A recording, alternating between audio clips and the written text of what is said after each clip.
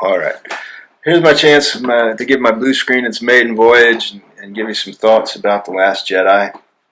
Aching to do it and give this a test, and hopefully down the line I'll be able to do more of this with different films and different ideas and maybe a vlog or something while I'm in China.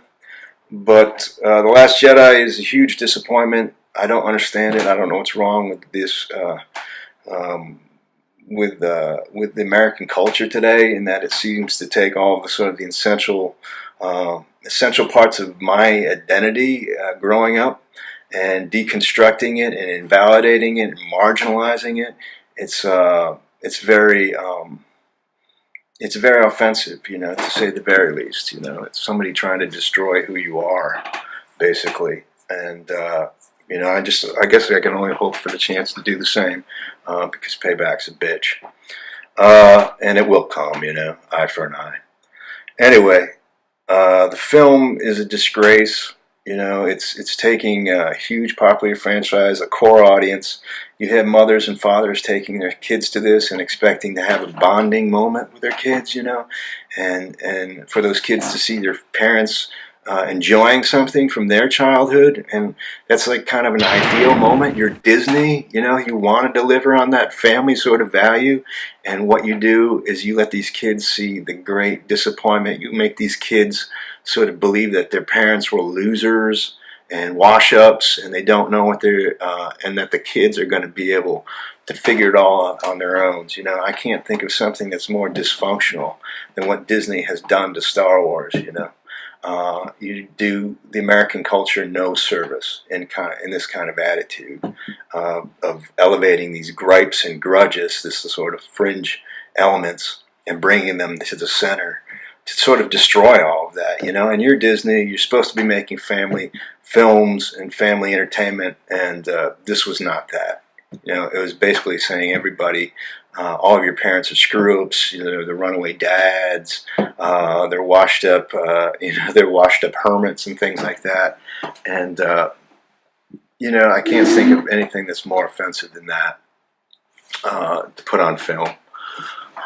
Especially when this could have been like a Terminator 2 or an Aliens 2 film that's out there to make everybody happy, and that's what you want to do with this film. You want to make everybody happy. You want to hit it out of the park, The stadium is full. It's like the World Series, and you just stepped away from the plate, okay? You don't do that with these kinds of films. You're going to make money. It's like, yeah, you're going to make money if there's a World Series. People are going to show up to that game, So don't try and tout like it's money as any sort of success. And I see the damage control bending backwards to make this to explain this film, explain why they did what they did, and there is no explaining. Okay, you blew it big time, and you lost a lot of fans. I have no intentions of seeing the next film. I will watch a bootleg of that crap. I will not invest anything into these films until they get back in line with showing some respect to its audience, and sharing the love, and not just sort of being selfishly self-righteous about what you're doing, about your entertainment, self-righteous about what you're making, Another thing is, like, why did it, you had the opportunity to make a huge market in China, This is a huge market. It's an emerging market, and it's something you want to penetrate, You want to give those people something to enjoy, and it didn't matter that they didn't know what Star Wars was. If they went in there and had a good time at a film, if they saw that the rest of the world loved the film, then the Chinese would have probably been like, yeah, this is something we can enjoy too. We love good filmmaking. We love to have a good time at the film. The Chinese are like that also, But you went in there and you showed the Chinese that the people who love this film and know these films by heart don't like it, So why would they want to like it? And secondly, you hurl a huge insult in their faces also, And that insult is the Rose-Finn relationship. That's not something Chinese audiences are going to be happy to see. If you know Chinese sensibilities, and you throw that insult in their face, and you've lost that market. Also, well done, guys. You're really smart filmmakers. You're a really smart studio to pull that off. Makes no sense whatsoever. None whatsoever. Some of the details of the film that I have written down here also that I might want to point out, like Poe, how they bend over backwards to give this guy charisma, because in The Force Awakens he's a non-entity, he's a very bland, sort of sterile character. So suddenly he's this scoundrel kind of roguish character in this one, which none of that was conveyed in The Force Awakens. But they just kind of realized, well, he's going to stick around, so we better make him something, The jokes, all badly timed, and just out of place in the drama and the narrative. It was just kind of not a part of the characters. It was just kind of like something that they're introducing in this film to make it different. I was sick of that.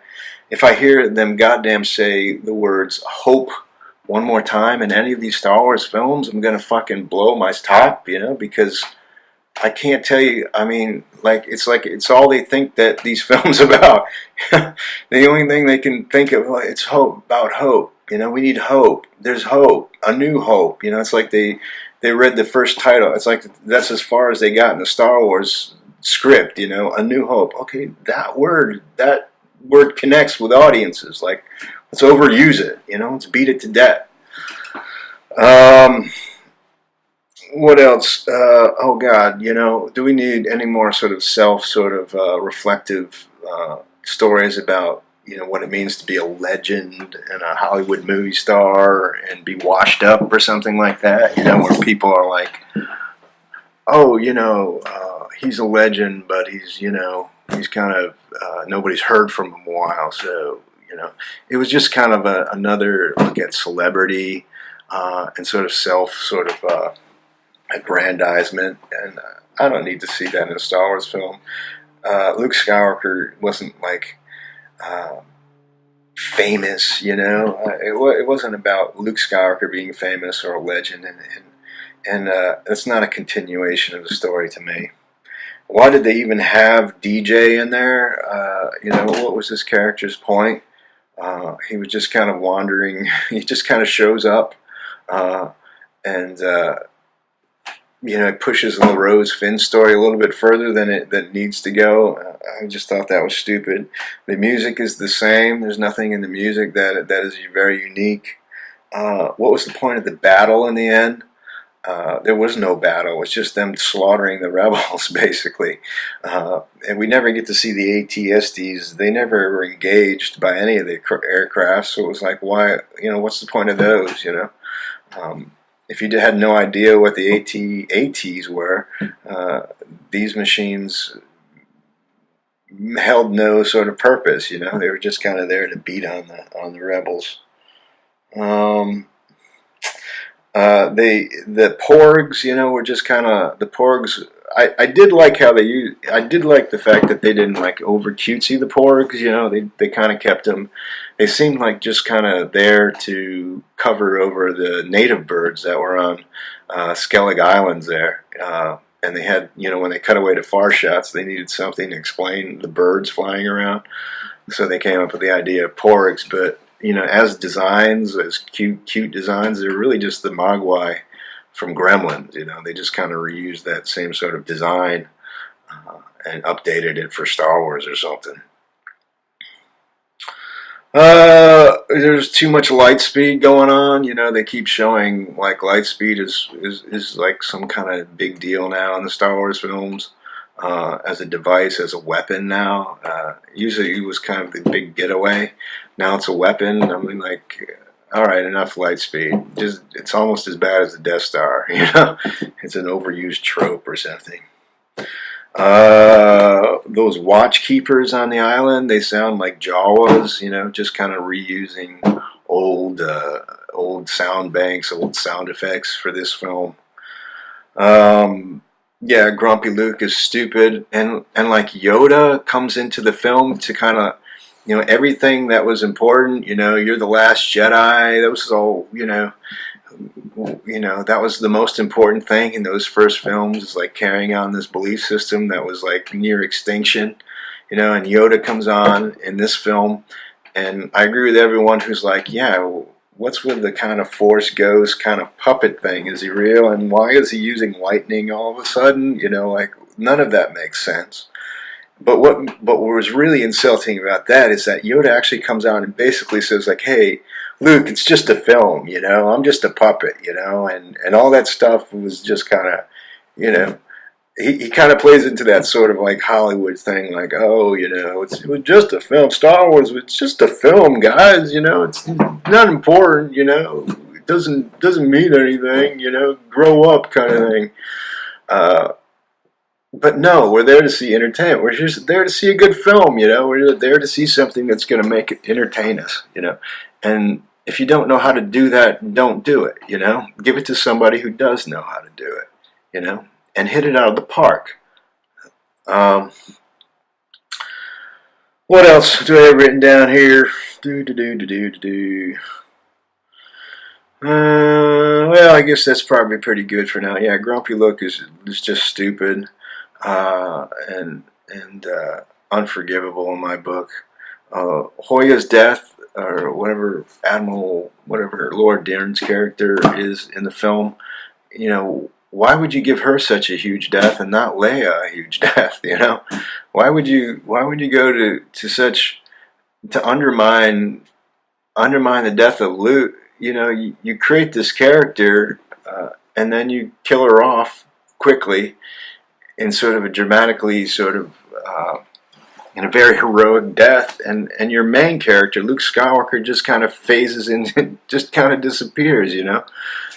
One more choice, artistic choice, I guess, that isn't an artistic choice, you know. It's like the anti-artistic choice. It's not somebody trying to have a conversation with the audience. It's somebody trying to insult them or spray paint all over their walls without them knowing.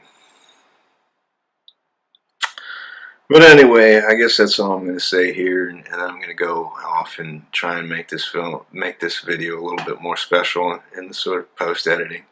But thanks for listening. I'll try and get this blue screen. It keeps bleeding out. I'll try and fix that. I got to throw some light on it, and we'll, hopefully I can down the line do a little more with this than I'm doing it right now. But I had to get this started somewhere. So thanks for watching. Hope to see you next time. Talk to you then. Over and out. How you get so big eating food of this kind?